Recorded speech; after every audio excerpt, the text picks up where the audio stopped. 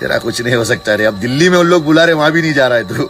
और भाई कल मैं इसकी सुअर की रील देख रहा है एक, उसमें कह रहा है मोमबत्ती जैसी टांगे हैं राजू अपनी। दोस्तों हाल में राजवीर फिटनेस और आजाद खान का फिर से लफड़ा हो सकता है, क्योंकि रिसेंटली दोनों ने एक दूसरे के रिप्लाई वीडियो डाले हैं। आप देखे होंगे कि प्रदीप दागा ने भी राजवीर को लड़ने का चैलेंज दिया था दिल्ली में ही, तो राजवीर नहीं गए थे क्योंकि वो प्रिंस राजपूत के लफड़े में नहीं पड़ना चाहते हैं। तो ये चीज को पॉइंट करते हुए आजाद खान कहे कि राजवीर तुझसे कुछ नहीं हो सकता, वो तुझे दिल्ली में लड़ने के लिए बुलाए थे पर फिर भी तू नहीं गया। आप देखिए वो इंस्टाग्राम रील में क्या कहे। अबे चोको चूसिया, क्या हुआ रे?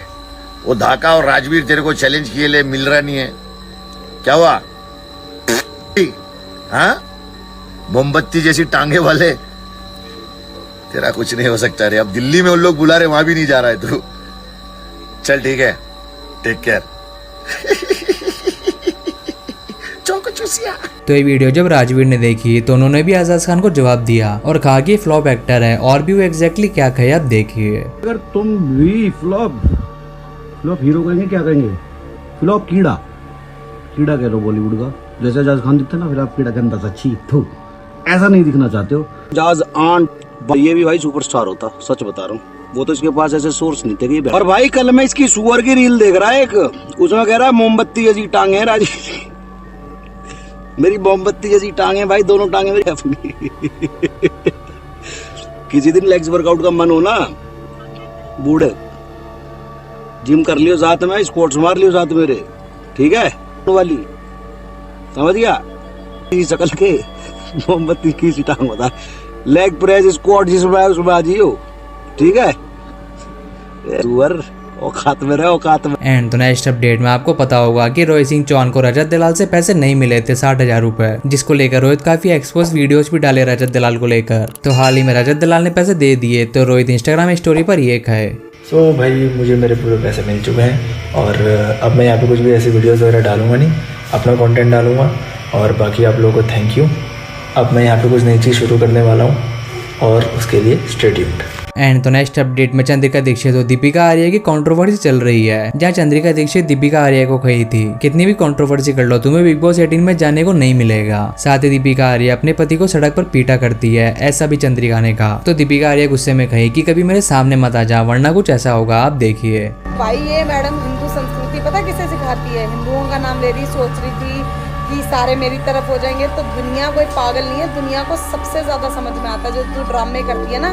यहाँ तो हम कर रहे थे प्रैंक, तो प्रैंक पे उंगली उठा रही है, मैं तो कंटेंट देती हूँ, ऐसा बोलेगी दीपिका। एवरीवन नोज, सबको पता है, एवरीबॉडी नोज कि भाई मैं सिर्फ प्रैंक ही करती हूँ, और रियलिटी में जितना मैं रिस्पेक्ट करती हूँ या जितना वो मुझे रिस्पेक्ट करता है सबको दिखाई देता है। तभी आज हम यहाँ तक पहुँचे हैं, साथ में मदद कर रहे हैं जितना हो सकता है हमसे, और ऊपर वाला शायद इतना देगा तेरे जैसों को छोड़ दे।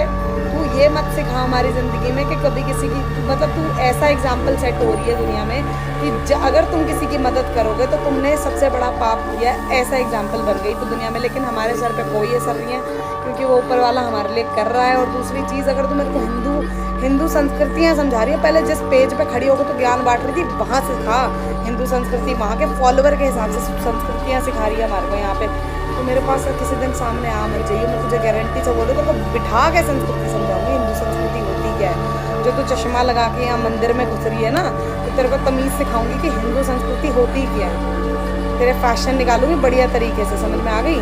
अगली बार ये ड्रामेबाजी मेरे आगे करके दिखाई ना, संस्कृतियाँ समझाई, तो तेरे को सारे संस्कृति समझा ही रहे हैं, थोड़ी अलग से मैं समझा दूंगी।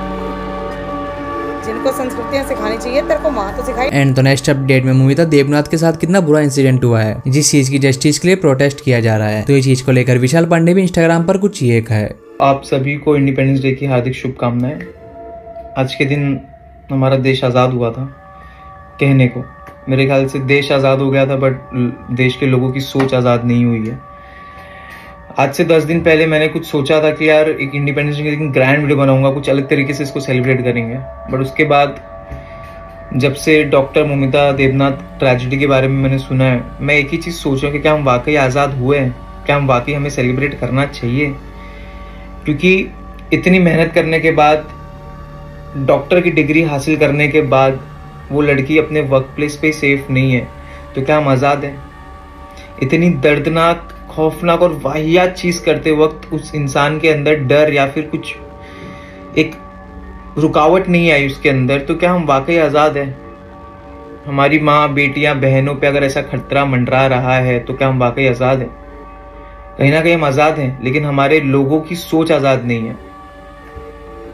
तो गाइज, मैं आप लोग से सिर्फ ये इंडिपेंडेंस डे इतना ही रिक्वेस्ट करना चाहता हूँ कि आज के दिन प्लीज मेरे साथ एक प्लेज लीजिए कि हम ये केस के बारे में ज्यादा से ज्यादा बात करेंगे और मेक श्योर करेंगे कि जिन लोगों ने भी ये कांड किया उनको दुनिया में गंदी से गंदी सजा मिल पाए। एंड तो नेक्स्ट अपडेट में आपने देखा होगा कि कुछ टाइम पहले तारक मेहता की उल्टा चश्मा की ओल्ड सोडी मिसिंग हो गए थे, जहां उन्हें काफी ढूंढा गया तो वो फिर खुद ही घर आ गए थे। तो रिसेंटली उनका सिद्धार्थ कनन के चैनल पर पॉडकास्ट आउट हुआ है, जहाँ सोडी को कुछ लोग इस चीज की वजह से भी हेट देने लगे कि पब्लिसिटी स्टंट था। तो इस पर सोडी ये है, पब्लिसिटी स्टंट का मैं ये जवाब देना चाहूँगा, अगर ऐसा होता तो आपसे मैं अभी सवाल करता हूँ, सॉरी उल्टा कर रहा हूँ अभी, प्लीज पूछो। आप भी मेरे साथ इंटरव्यू करना चाहते थे?